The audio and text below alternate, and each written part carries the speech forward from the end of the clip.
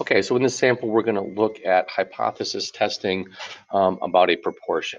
Okay, so I'm using an example I've used before in previous videos. We're going to look at a sample of 83 parents of students in Wethersfield were asked whether they thought that having a full remote day of school instead of a traditional snow day was a good idea.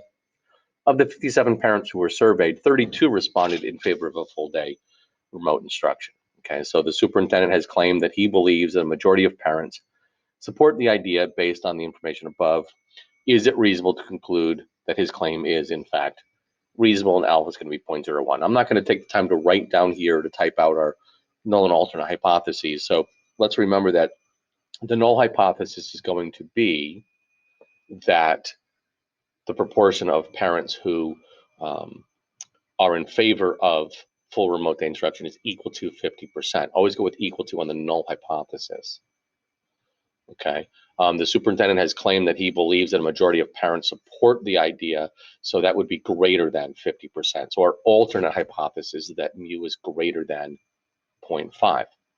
So to do my hypothesis test, I'm simply going to go to stat and tests, and I'm going to do the one proportion z-test, number 5, one proportion z-test.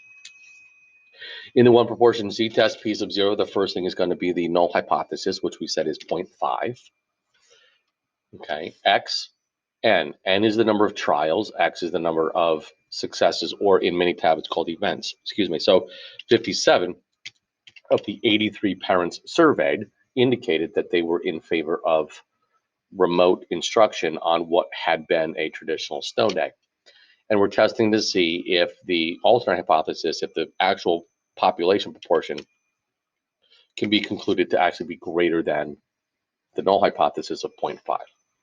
So we're going to go with greater than p sub 0. We're going to calculate that. And when we calculate it, notice that we have z is equal to 3.40. We have a p-value. Now be very careful here. P-value is not 3.3367.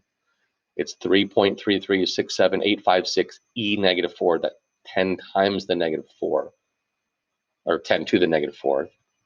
So this is 0.030. It's 0.0003.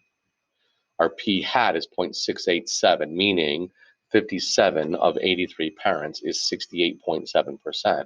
So here's our hypothesis. Since p, 0.000, is less than our alpha of 0.01, we could conclude that his claim is reasonable. Okay. If we also want to find the 99% confidence interval for the proportion of the population of all parents of Wethersfield, so we can conclude that the proportion is actually greater than 50%. Now, if the superintendent said, well, okay, it's greater than 50%, but what is it?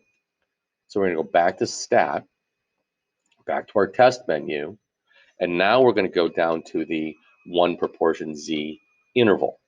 Okay, that should be option A right here, the one proportion z interval.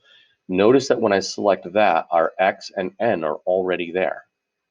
Okay, and if I want to find the 99% confidence interval, I'm simply going to let my confidence level be 0.99 to calculate that confidence interval. So I can be 99% confident that the true proportion of parents who favor remote day instruction is somewhere between 55.6% and 81.8%. And that comes from the 0.556 to 0.818. Okay, and again, here's my p hat and my n. So just a brief look at hypothesis testing on the graphing calculator, testing about a single proportion.